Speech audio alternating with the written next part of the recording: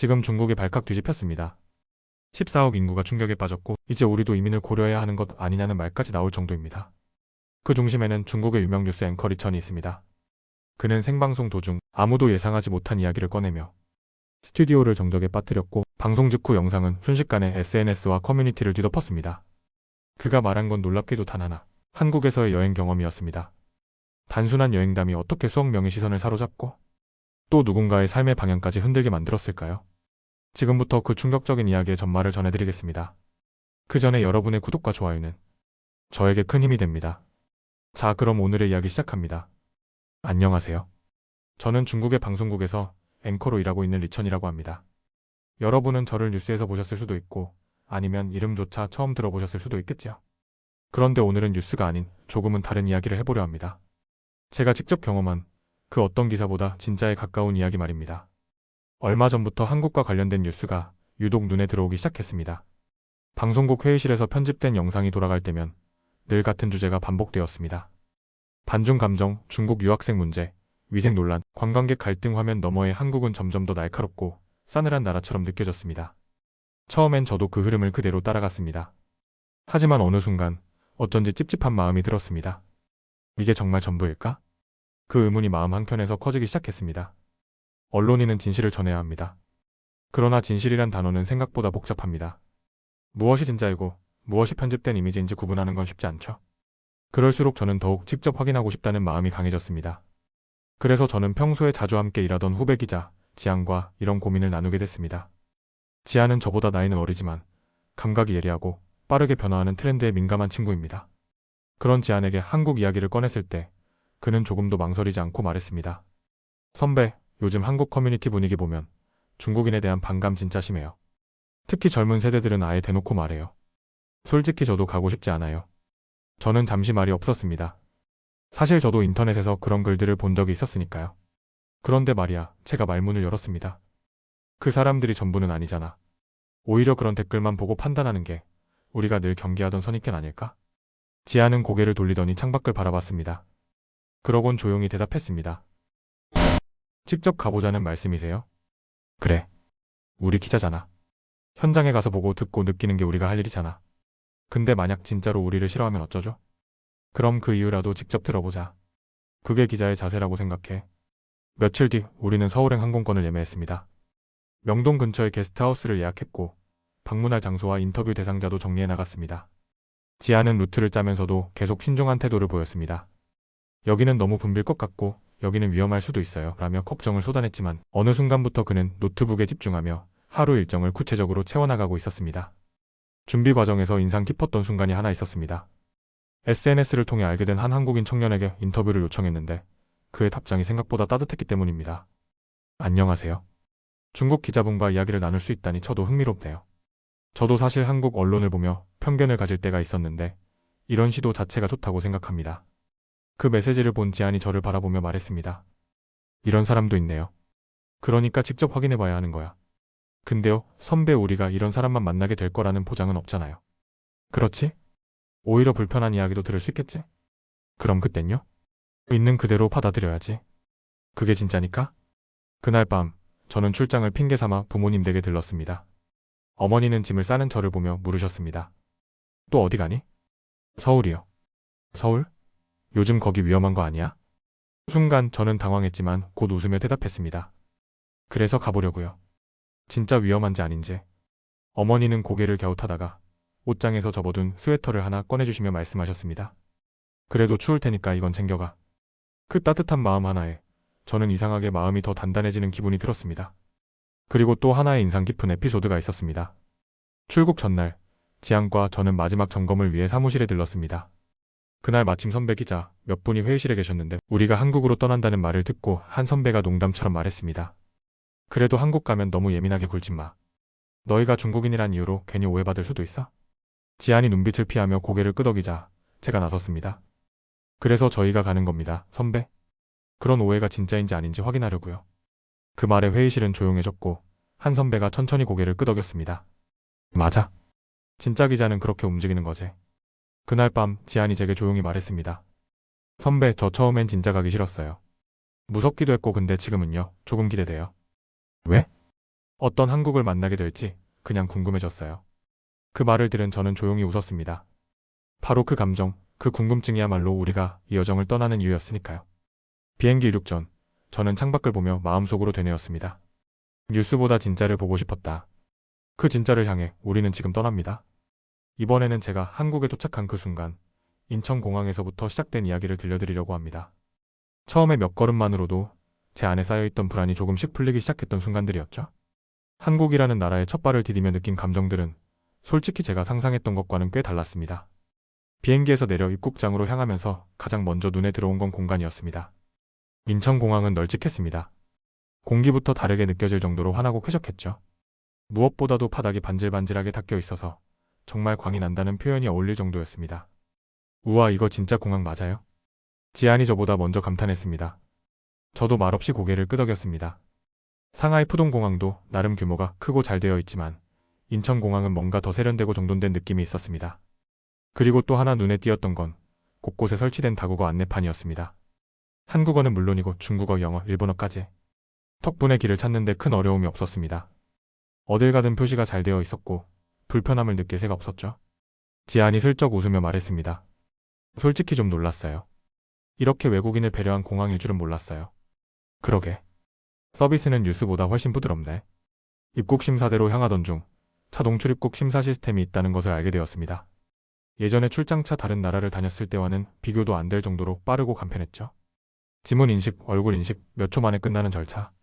정말 놀라웠습니다. 이렇게 편해도 되는 거예요? 지안이 제 옆에서 속삭였습니다. 저도 모르게 웃음이 나왔습니다.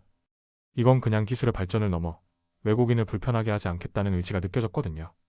그런데 그 다음 순간 조금 당황스러운 일이 벌어졌습니다. 도착 수화물 중 제 캐리어가 보이지 않는 겁니다. 컨베이어 벨트를 몇 바퀴나 돌았지만 제 짐은 나오지 않았습니다. 순간 식은땀이 났습니다. 지안은 제 짐을 찾느라 여기저기 돌아다녔고 저는 혹시 다른 구역으로 가버린 건 아닐까 싶어 주변을 헤맸습니다. 그때 한 공항 직원이 다가와 조심스럽게 말을 걸었습니다. 혹시 수화물 못 찾으셨어요? 중국어가 아주 유창하지는 않았지만 정확하게 의사를 전달하려는 태도에 마음이 풀렸습니다. 제가 상황을 설명하자 그 직원은 웃으며 고개를 끄덕였고 직접 수화물 문의 데스크까지 저를 안내해 주었습니다. 데스크에서 짐 번호를 조회한 후 다른 벨트로 잘못 옮겨졌다는 것을 알아냈고 직원은 거기까지도 같이 가져왔습니다. 그리고 마지막에 한마디. 즐거운 여행 되세요. 그 말이 그렇게 따뜻하게 들릴 줄은 몰랐습니다. 작은 친절 하나에 불안했던 마음이 스르르 풀리는 기분이었습니다. 지안도 옆에서 고개를 끄덕였습니다. 선배, 이거 진짜 이상하네요. 저 좀 감동받았어요. 공항에서 나와 우리는 곧바로 공항철도를 타고 서울 시내로 향했습니다. 한국은 대중교통이 잘 되어 있다는 이야기를 많이 들었지만 실제로 타보니 더 놀라웠습니다. 차량 내부는 깨끗했고 좌석마다 창밖 풍경이 시원하게 펼쳐졌습니다. 방송도 정확했고 중국어 안내도 포함되어 있어 외국인 입장에서는 꽤 편리했습니다. 열차 안에서 지안은 주변을 둘러보다가 작은 소리를 내며 말했습니다. 생각보다 조용해요. 아무도 통화하거나 큰 소리로 떠드는 사람이 없네요. 한국의 지하철이나 기차가 조용하다는 말은 들은 적 있었지만 이렇게까지 모두가 조용히 자기 시간을 보내는 모습은 처음이었습니다. 책을 읽는 사람, 창밖을 보는 사람, 이어폰을 낀 채 조용히 음악을 듣는 사람들. 왠지 모르게 저까지 차분해지는 느낌이 들었습니다. 서울역에 도착한 뒤엔 택시를 탔습니다. 기사님은 연세가 좀 있어 보이셨는데 우리가 중국인인 것을 눈치채셨는지 아주 서툰 중국어로 말을 걸어오셨습니다. 안녕하세요. 환영합니다. 그 말에 지안이 깜짝 놀라며 웃었습니다. 진짜요? 기사님이 먼저? 그러게. 우리보다 더 준비되어 있으시네. 우리는 명동 게스트하우스까지 가는 동안 택시 안에서 조용히 풍경을 감상했습니다. 서울의 도시는 빠르게 변하고 있었습니다. 도심으로 들어갈수록 고층 건물들이 높아졌고 전광판엔 익숙한 얼굴의 K-팝 스타들이 반짝였습니다. 그때 택시기사님이 한국어로 무언가를 말씀하셨습니다. 저는 못 알아들었지만 톤이 따뜻해서 그냥 고개를 끄덕였고 기사님은 거울 너머로 우리를 한번 바라보시더니 다시 조용히 운전하시더군요. 그 순간 저는 느꼈습니다. 이건 단순한 친절이나 서비스 이상의 무언가였습니다. 우리를 환영하려는 마음. 공항부터 서울 시내까지 그 하루만으로도 저는 이미 마음속에 쌓여있던 단단한 벽이 조금씩 부서지고 있다는 걸 느꼈습니다. 지안. 네? 우리 진짜로 오길 잘한 것 같지? 네. 지금까진요. 지안의 대답에 우리는 함께 웃었습니다. 이제 겨우 첫날, 첫 발을 디딘 것뿐이지만 그 한 걸음이 앞으로의 여정을 바꿔놓을 수 있다는 걸 저는 이미 조금씩 느끼고 있었습니다. 서울에서의 첫날 아침, 저는 지안과 함께 숙소 근처의 작은 카페를 찾았습니다. 전날 밤 짐을 정리하며 간단히 일정을 짜긴 했지만 본격적으로 하루를 시작하기 전에 조용하고 아늑한 공간에서 계획을 정리하고 싶었거든요. 명동 한복판인데도 그 카페는 참 조용했습니다. 나무로 된 의자와 따뜻한 조명, 은은하게 흐르는 재즈, 음악까지 복잡한 도시 속에서도 여유란 게 있을 수 있구나. 그런 생각이 들 정도였죠. 지아는 평소보다 훨씬 부드러운 얼굴로 메뉴를 고르며 말했습니다. 선배, 오늘 한옥마을 가는 건 어때요? 거기서 한복도 입어볼 수 있다던데. 좋지? 우리 그런 경험도 기사에 담아야 하잖아. 맞아요. 근데 저도 사실 한복 입는 거 좀 기대돼요. 그 말에 저는 미소를 지었습니다.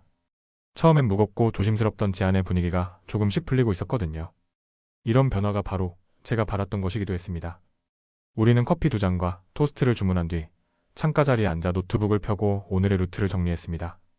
북촌 한옥마을, 인사동, 광화문 가볍게 걷는 코스로 구성하고 중간중간 사람들의 인터뷰도 시도해보기로 했죠. 시간이 제법 흘러 우리는 가방을 챙겨 나왔습니다. 그런데 그 순간 저는 뭔가 허전한 기분을 느꼈습니다. 어깨에 맨 가방, 손에 든 노트북, 목에 걸린 카메라, 그런데 뭔가 하나 빠진 것 같았습니다. 잠깐만. 제가 멈춰서며 말했습니다. 내 지갑? 지안도 멈췄습니다. 카페에서 카드 꺼내셨잖아요. 설마. 그제서야 떠올랐습니다. 커피값을 계산하고 지갑을 테이블 위에 올려뒀다가 다시 가방에 넣지 않고 그냥 나온 거였습니다. 저는 순식간에 식은땀이 났습니다. 얼마나 지났지? 지금 나온 지 30분 넘었어요. 지아는 고개를 절레절레 흔들었습니다. 이미 누가 가져갔을지도 몰라요. 한국도 완벽한 건 아니니까요. 맞는 말이었습니다. 어느 나라든 사람은 다양하니까요. 하지만 저는 아직도 어딘가에 남아있을지도 모른다는 작은 희망을 품고 카페로 뛰기 시작했습니다. 지안도 뒤따라왔습니다. 숨을 헐떡이며 도착한 카페. 안에는 이미 새로운 손님들이 자리를 차지하고 있었습니다. 제가 앉았던 창가 자리엔 젊은 커플이 조용히 대화를 나누고 있었습니다. 저는 곧바로 카운터로 갔습니다. 직원은 저를 보더니 잠시 고개를 갸웃하다가 제가 지갑을 놓고 나왔는데라고 말하는 순간 밝게 웃으며 아래 서랍을 열었습니다. 이거 맞으시죠? 눈앞에 익숙한 갈색 지갑이 보였습니다. 저는 얼떨결에 고개를 끄덕였습니다. 직원은 지갑을 조심스럽게 꺼내어 제게 건넸고 저는 떨리는 손으로 안을 열어 확인했습니다. 카드, 현금, 신분증, 심지어 동전 하나까지 그대로였습니다. 한 손님이 발견하고 바로 저한테 맡겨주셨어요. 저희도 따로 잘 보관해뒀고요. 그 말에 저는 잠시 말을 잇지 못했습니다. 고맙다는 말이 나오기까지 몇 초가 걸렸습니다. 옆에서 지안도 지갑을 들여다보더니 조용히 중얼거렸습니다. 중국이었다면 아마. 그는 그 말을 끝맺지 못했습니다. 저는 그 마음을 잘 알았습니다. 우리가 살아온 사회에서 잃어버린 지갑이 돌아올 확률은 솔직히 낮았으니까요. 그 조용한 감동 속에서 저는 눈을 들어 카페 안을 다시 둘러봤습니다. 어느새 익숙해진 듯한 풍경, 여유롭게 앉아 커피를 마시는 사람들, 무심한 듯 친절한 직원의 표정. 모든 것이 평범했지만 그 평범함 속에 담긴 신뢰가 참 특별하게 느껴졌습니다. 카페를 나서는 길에 지안이 말했습니다. 이거 기사로 써야겠어요. 그냥 기사보다 더 오래 기억에 남을지도 모르겠다. 점심 무렵 우리는 인사동 거리로 향했습니다. 거리엔 전통 의상을 입은 외국인들도 많았고 곳곳에 한지 공예품과 차도구를 파는 상점들이 줄지어 있었습니다. 지아는 가게 하나하나를 유심히 들여다보며 흥미로워했습니다. 그중 한 골목에서 작은 찻집이 보였습니다. 우리는 잠시 들어가 보기로 했습니다. 안에는 나무향이 감도는 조용한 분위기 속에서 한 할머니가 다도를 준비하고 있었습니다.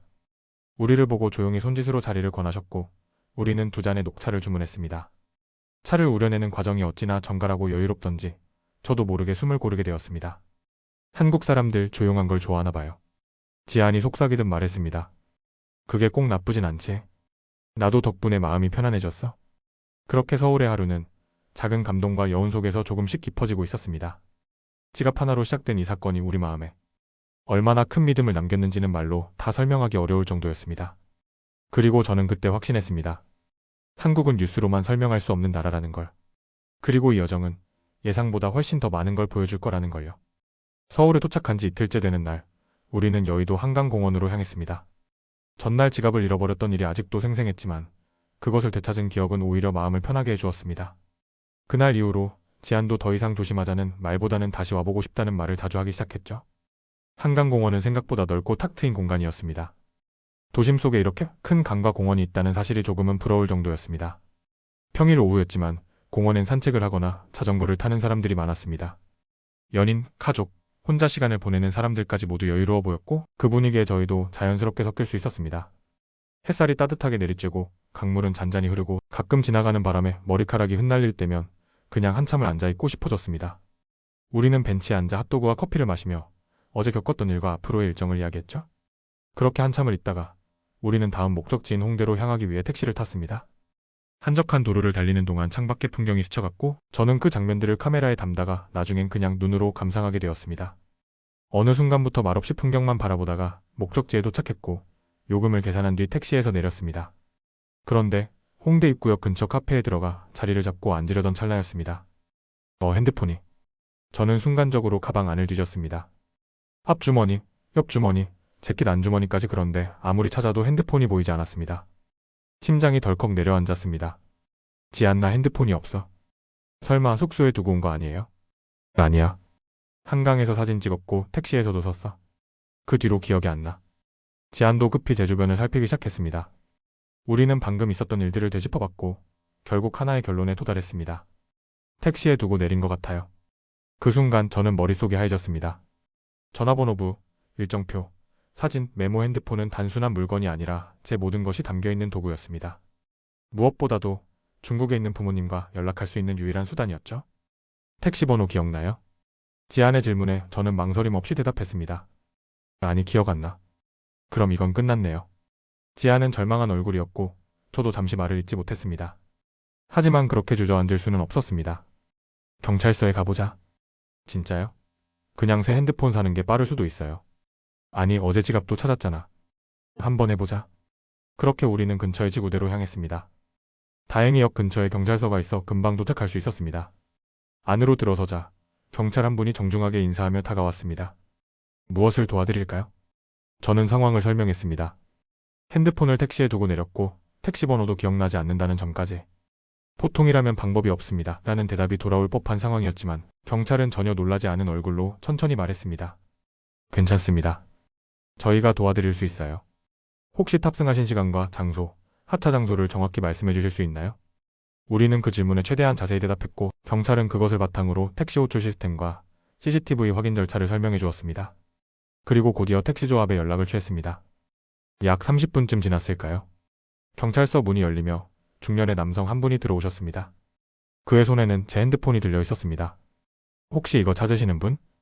그 장면을 본 저는 얼어붙은 듯 멈췄고 지아는 저보다 먼저 일어나 말했습니다. 맞아요. 그거예요.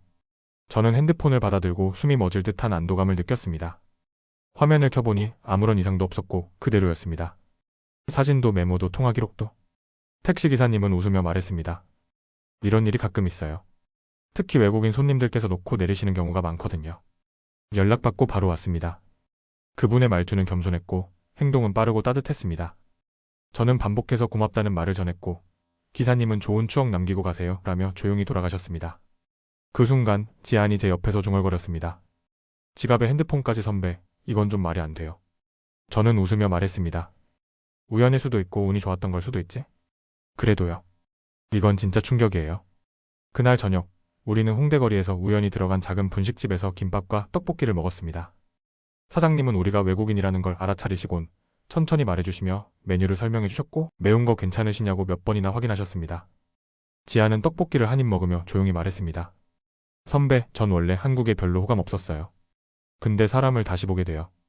우리가 본 게 전부는 아니겠지만 적어도 지금까지는 좋은 기억만 쌓이고 있지. 저는 그 말을 하며 서울의 하늘을 올려다봤습니다. 불과 이틀 전까지만 해도 기대보다는 걱정이 컸던 여행이었지만 이제는 오히려 이 도시가 낯설지 않게 느껴졌습니다. 믿음을 주는 일은 결코 당연하지 않습니다. 그래서 더욱 값지죠. 그리고 저는 바로 그 믿음을 서울에서 2번이나 경험했습니다.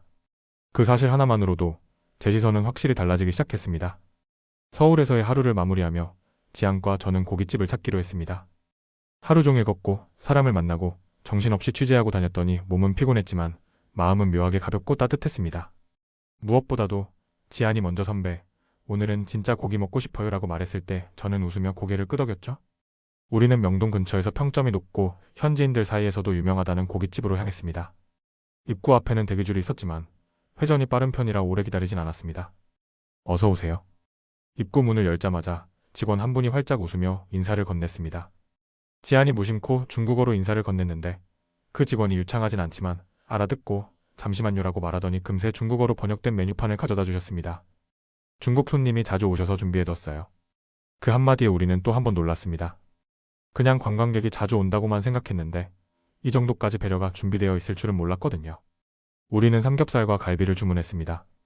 한국식 바비큐라 하면 역시 불판 위에서 지글지글 구워 먹는 고기가 떠오르잖아요. 지안은 살짝 들뜬 듯 보였고 저는 겉으로는 차분한 척했지만 사실 마음속에선 드디어 이 맛을 보는구나 하는 기대감이 피어오르고 있었습니다. 잠시 후 직원이 불판과 함께 고기를 가져왔습니다. 그런데 고기를 앞에 두고 막상 굽기 시작하려니 어떻게 해야 할지 감이 오지 않았습니다. 불의 세기 조절, 고기 올리는 순서, 자르는 타이밍까지 전혀 모르겠더군요. 그걸 눈치챘는지 직원분이 다가와 웃으며 말했습니다. 처음이시죠? 제가 도와드릴게요. 그러고는 능숙하게 고기를 불판에 올리고 젓가락을 이용해 고기 기름을 고르게 펴주시고 익는 과정을 하나하나 설명해 주셨습니다. 이건 삼겹살인데요. 한 면이 노릇하게 익으면 뒤집으시고 나중에 가위로 자르시면 돼요. 이렇게요. 눈 깜짝할 새에 고기가 보기 좋게 잘려 불판 위를 채웠습니다. 고소한 냄새가 퍼지자 지안이 눈을 동그랗게 떴습니다. 선배, 이건 진짜 맛있겠다. 한 입을 입에 넣자 그 말이 진심이라는 걸 알 수 있었습니다. 곧이어 직원은 쌈채소와 쌈장, 마늘과 고추까지 가져오더니 친절하게 말했습니다. 고기 한 점, 팝 조금, 마늘, 쌈장, 그리고 상추로 싸서 드시면 돼요. 이렇게요. 직접 시범을 보여주시기까지 했습니다. 마치 누군가 우리를 초대해서 밥을 차려주는 듯한 기분이 들었습니다. 서비스라고 하기엔 너무 따뜻하고 안내라고 하기엔 너무 정성이 담겨 있었습니다. 게다가 반찬이 다 떨어질 때쯤이면 말하지 않아도 직원이 다가와 더 필요하세요? 하고 물었고 추가로 가져다주는 반찬도 양이나 정성의 차이가 없었습니다. 와, 이건 서비스가 아니라 환대네요. 제가 말하자 지안이 고개를 끄덕였습니다. 이 정도면 고깃집 문화 자체가 다른 수준이에요. 우리는 다른 테이블도 슬쩍 살펴봤습니다.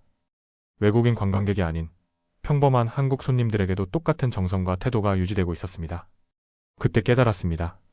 이건 특별한 외국인 배려가 아니라 이 고깃집의 기본이자 한국 서비스 문화의 일부라는 사실을요. 식사를 마친 뒤 우리는 기분 좋게 배를 두드리며 밖으로 나왔습니다. 가게 앞에서 지안이 혼잣말처럼 중얼거렸습니다.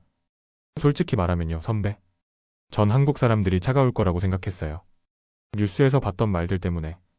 근데 지금은 좀 미안해지네요. 그 말에 저는 천천히 고개를 끄덕였습니다. 편견은 생각보다 쉽게 생기지만 그렇게 쉽게 사라지진 않지. 직접 겪어보지 않으면. 그러니까요. 한국에 와보지 않았으면 이런 건 절대 몰랐을 거예요. 우리는 길을 걷다 우연히 들어간 문구점에서 간단한 기념품을 고르기로 했습니다. 지안은 자그마한 한복 인형을, 저는 한국 전통 문양이 새겨진 북마크를 골랐습니다. 계산을 하며 점원이 묻더군요. 중국에서 오셨어요? 네. 요즘 중국 손님 다시 많아졌어요. 한국 좋죠? 그 짧은 말 속에서 반가움과 환영의 감정이 그대로 느껴졌습니다. 우리가 이 도시에서 겪고 있는 감정이 결코 우연이 아니라는 생각이 들었습니다. 숙소로 돌아오는 길, 지안이 조용히 말했습니다. 선배, 한국에 오기 전엔 우리가 미움받을 수도 있다는 생각만 했어요. 근데 지금은요, 우리가 오히려 뭔가를 배워야 할지도 모르겠어요. 나도 그래. 기사를 쓰는 이유가 바뀐 것 같아. 어떻게요? 이젠 누군가를 설득하려는 게 아니라 있는 그대로 보여주는 게 더 중요하다는 생각이 들어. 편견은 정보가 아니라 경험으로 깨지는 것이라는 걸 우리는 이제서야 온몸으로 느끼고 있었습니다. 그리고 그것을 가능하게 한 건 바로 고깃집에서의 따뜻한 환대, 아무렇지 않게 우리를 도와주었던 사람들의 작은 친절들이었습니다. 한국에 도착한 지 어느덧 닷새째 되는 날, 우리는 마침내 이번 여행의 핵심 일정 중 하나인 인터뷰를 위해 한국의 한 방송국을 찾았습니다. 김태훈 PD뉴스와 다큐멘터리 분야에서 꾸준히 이름을 알려온 베테랑 프로듀서. 처음 그와 인터뷰 약속을 잡았을 땐 솔직히 조금 긴장도 됐습니다. 한국 미디어가 중국을 어떻게 바라보는지에 대해 직접 묻는 건 예민한 주제일 수 있었으니까요. 하지만 동시에 저는 그 대화를 꼭 하고 싶었습니다. 현장을 보고 사람을 만나고 그리고 마지막으로 미디어를 통해 이야기를 정리하고 싶었으니까요. 방송국 로비는 분주했지만 어딘가 차분한 에너지가 느껴졌습니다. 우리는 안내를 받아 회의실로 향했고 잠시 후 김태훈 PD가 환한 얼굴로 들어왔습니다. 리청 기자님, 지안 기자님, 어서 오세요. 이렇게 만나게 돼서 반갑습니다. 그의 인사는 매우 자연스러웠고 분위기는 빠르게 부드러워졌습니다. 간단한 인사 후 녹음 장비를 세팅하고 본격적인 인터뷰를 시작했습니다. 김 PD님, 솔직히 말씀드리면 중국에서 보는 한국 뉴스는 대부분 차갑다는 인상이 강합니다. 혐중 논란도 자주 다뤄지고요. 저의 질문에 김 PD는 고개를 끄덕이며 천천히 대답했습니다. 네, 그런 인상 받을 수 있죠. 특히 미디어는 자극적인 내용을 다룰 때가 많고 그게 오해를 만들기도 합니다. 하지만 한 가지 확실한 건 있어요. 뉴스는 뉴스고 사람들의 마음은 또 다르다는 겁니다. 지안이 곧이어 질문을 던졌습니다. 중국에서는 요즘 한국 언론이 중국을 싫어한다는 인식이 퍼지고 있어요. 그게 국민 감정으로까지 번지는 경우도 있고요. 김 PD는 잠시 생각하다가 눈을 지그시 감고 말했습니다. 전 그렇게 생각해요. 사람이 사람을 직접 만나면 생각보다 갈등은 적고 공감이 더 많다고요. 전 요즘 중국 드라마도 자주 봐요. 이야기의 힘, 감정의 결이 참 섬세하더라고요. 그런 걸 싫어할 이유가 있나요? 그 말이 무척 인상 깊었습니다. 뉴스나 인터넷을 통해 느낀 것과는 전혀 다른 시각이었고 실제로 현업에 있는 PD가 이렇게 말해주니 더 와닿았습니다. 인터뷰를 마친 뒤 김 PD는 우리에게 방송국 내부 투어를 제안했습니다. 한번 둘러보시겠어요? 탁큐팀 회의도 잠깐 보여드릴 수 있어요. 그렇게 우리는 제작진이 분주히 일하는 편집실과 회의실을 지나며 다큐멘터리 팀과 잠깐 인사를 나누게 됐습니다. 그들은 오히려 우리에게 질문을 던졌습니다. 중국에서 최근 이슈는 뭐예요? 한중 관계에 대해 젊은 세대들은 어떻게 생각하나요? 질문은 진지했지만 분위기는 무겁지 않았습니다. 오히려 서로가 알고 싶어 한다는 느낌이 더 강했습니다. 결국 가장 필요한 건 듣는 자세라는 걸 새삼 느꼈습니다. 방송국을 나서며 지아는 오랜만에 감탄 섞인 목소리로 말했습니다. 선배, 저 처음엔 방송국에서 우리를 경계하진 않을까 걱정했는데 괜한 생각이었네요. 그래. 미디어라는 건 결국 사람이 만드는 거니까? 사람을 봐야 진짜를 알 수 있어. 귀국 후 우리는 생방송 인터뷰에 출연하게 됐습니다. 카메라 앞에 앉은 순간 제 눈앞에 한국에서 보았던 수많은 얼굴이 스쳐갔습니다. 공항 직원의 미소, 고깃집 직원의 정성, 핸드폰을 직접 들고 와준 택시기사님의 담담한 말투까지. 직접 가보지 않으면 진실은 모릅니다. 저는 그렇게 말문을 열었습니다. 그리고 덧붙였습니다. 우리는 너무 쉽게 서로를 판단했고 그 판단은 뉴스와 댓글에서 비롯된 것이었습니다. 하지만 직접 보고 듣고 경험하니 그 모든 판단이 너무도 얕고 얇았다는 걸 깨달았습니다. 방송 후 지아는 자신의 SNS에 짧은 글과 함께 여러 장의 사진을 올렸습니다. 명동거리, 한강공원, 고깃집, 방송국에서의 셀카까지. 글의 마지막 문장이 기억에 남습니다. 오해보다 사람을 보고 싶었다. 그리고 사람은 나를 실망시키지 않았다. 그 글은 빠르게 퍼졌고 수많은 댓글이 달렸습니다. 한국에서도 중국에서도 놀랍게도 대부분은 따뜻한 말들이었습니다. 이런 시선이 필요했다. 편견을 넘는 용기가 멋지다. 나도 한번 가보고 싶다는 메시지들이 이어졌죠. 며칠 뒤 지안이 제게 조심스럽게 말을 꺼냈습니다. 선배, 저 다큐멘터리 하나 만들고 싶어요.